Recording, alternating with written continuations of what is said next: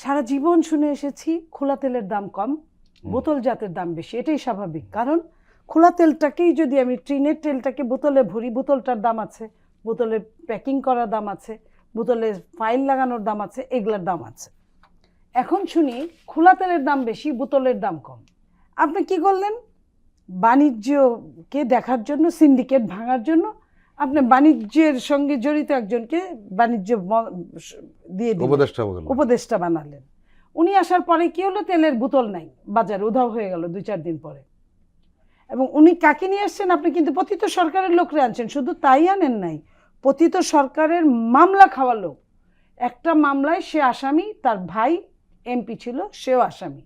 আপনি কি করলেন? দেশের এত আমাদের অবস্থা খারাপ যে আমরা আর কোনো লোক নাই পতিত সরকার ছাড়া, আপনি তাকেই আনলেন। কি বলে আনলেন? সিন্ডিকেট ভাঙবেন। উনি কিন্তু সিন্ডিকেট মেম্বার, প্রথম সারির। আনলেন, বেশ ভালো কথা। আমরা ভাবলাম যে কুইনাইনে হয়তো জ্বর ছাড়াবে। তা এখন আপনি কি করলেন?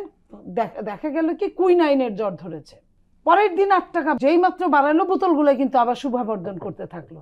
ওইখান থেকেও আপনার কিন্তু শিক্ষা হলো না। আপনি আবার কি করলেন? আপনি 1.5 কোটি ব্যারেল সম্ভবত বেশি তেল আনলেন রোজার জন্য। আমি ধন্যবাদ দিলাম আপনাকে। তা আবার আপনার বোতল উধাও হওয়ার কারণটা কি?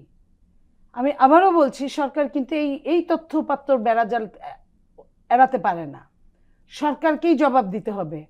আর উনি বললেন সব কিছুর দাম কমেছে।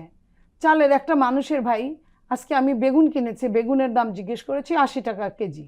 গত 2 দিন আগে বেগুনের দাম ছিল 30 টাকা কেজি। এখন কিন্তু গ্রামে এই সময়টায়, এই ফাল্গুন চৈত্র মাসে আপনার ফুলকপি, পাতাকপি, বেগুন, টমেটো গরুতেও খায় না। না, এটা শেষ দিকে, এখন গরুতেও খায় না এখন। সেই জায়গায় যদি আপনি 80 টাকা কেজি হয়, বাংলাদেশে যত লোক বাস করে তার 5 ভাগের 1 ভাগ বা 4 ভাগের 1 ভাগ লোক ঢাকায় বাস করে।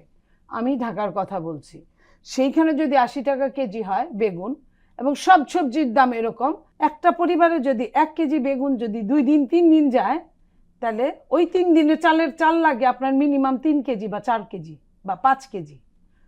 তো 5 কেজি চালে যদি 5-10-এ 50 টাকা, 10 টাকা করে বেশি দিতে হয়, বেগুনে কিন্তু আপনি দিলেন আপনার 10-20 টাকা আপনার ডেইলি লাগলো। ওখানে আপনার চালের দামে কতটা গেল গিয়া। ওনারা কি ওই জিনিসটা বুঝে যে জনগণের ক্রয় ক্ষমতা বাড়ে নাই?